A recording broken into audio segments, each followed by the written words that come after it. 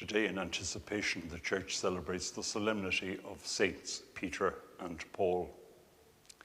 They've been perpetually twinned, almost from the very beginning.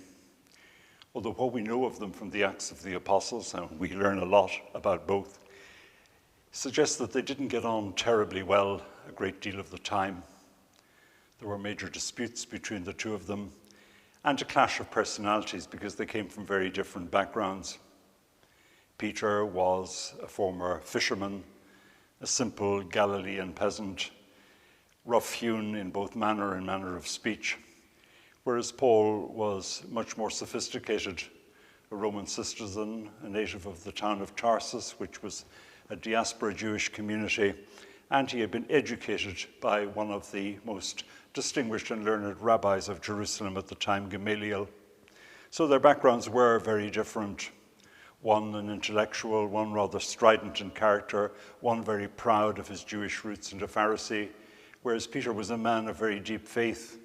Faith in Jesus, of course, a little less faith in himself, but it was he who had indeed proclaimed in Caesarea Philippi, as we hear in today's gospel, that Jesus indeed was truly the Son of God. And as a result of that proclamation of faith, spontaneous and a bit impetuous, Jesus made him the rock on which he was to build his church. But we're not actually celebrating the adventurous and colorful lives of two very distinguished men from the dawn of Christianity. The church does, of course, honor the saints. It pays tribute to their achievements. It encourages people to learn more about them and learn lessons from the quality of their witness and ministry. But actually, we're celebrating a solemnity of the church, even greater than a feast day, which suggests to us that just on the 15th of August, we're celebrating the Assumption of Our Lady, but the destiny of all human beings who have been disciples in this world and are called to the intimacy of the fullness of life with God. And just as on other great feasts of the year, it is a doctrine, a belief of the church that is the focus of our attention. And what you may say is the focus of our attention on the feast when we celebrate these celestial twins, Peter and Paul.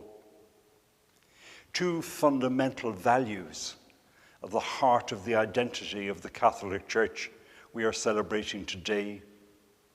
Peter was Prince of the Apostles, and the current Bishop of Rome, Pope Francis, is the successor of Peter.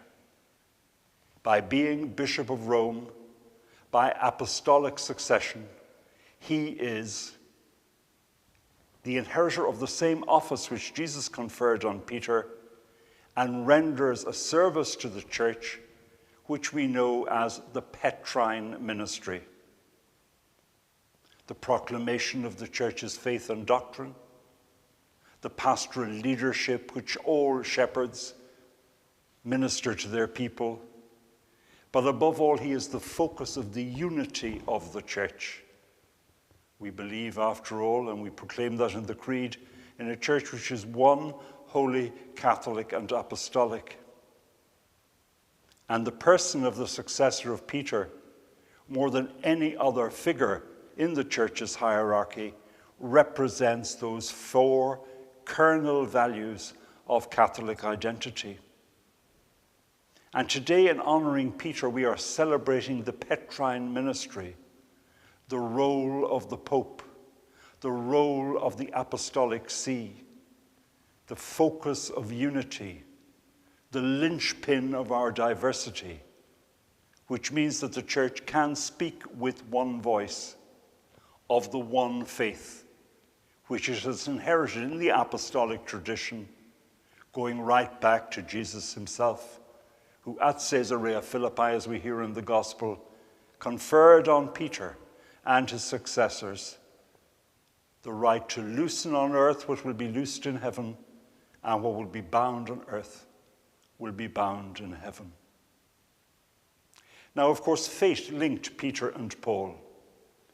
They both lost their lives as martyrs in the persecution of Nero, we're told, in Rome itself. Their places of burial are there. Paul on the Via Ostiense, the road that leads to the sea. At St. Paul's without the walls, that magnificent basilica, which is opposite the seminary where I was trained for the priesthood. And the other, the Vatican itself, the Confessio of St. Peter under the high altar, where the popes go and pray before they are installed as successor of Peter, as Prince of the Apostles, and as Bishop of Rome. And given those two great figures, it behoves on me to mention the fact that for 14 long years I ministered in a church dedicated to Saints Peter and Paul. And when we refurbished the church and reordered it and added new magnificent furnishings to the Greek Revival building at St. Peter and Paul's in Wolverhampton, we did so actually on the solemnity itself, the 29th of June. Now 10 years ago, of course. So in my heart, I carry with me the members of that parish community dedicated to the twin apostles, Peter and Paul. So you will say you've spoken about Peter, but have you anything to say about Paul? What value does he represent? What aspect of the church do we find in his personality and in his ministry? Now, Pope Francis has been very keen right from the outset of his pontificate to remind us, not that we'd forgotten, but to remind us yet again that the church is missionary. The church is constantly engaged in outreach. The church never tires of proclaiming the good news of Jesus crucified, buried, and risen from the dead.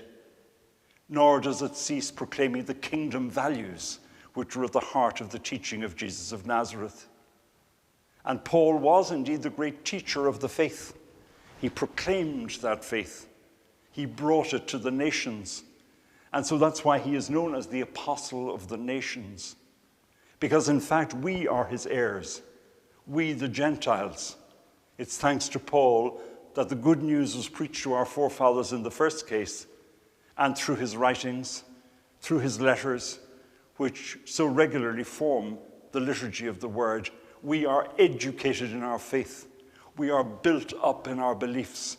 We are supported in our convictions through his brilliant theological insights into the great mysteries of God.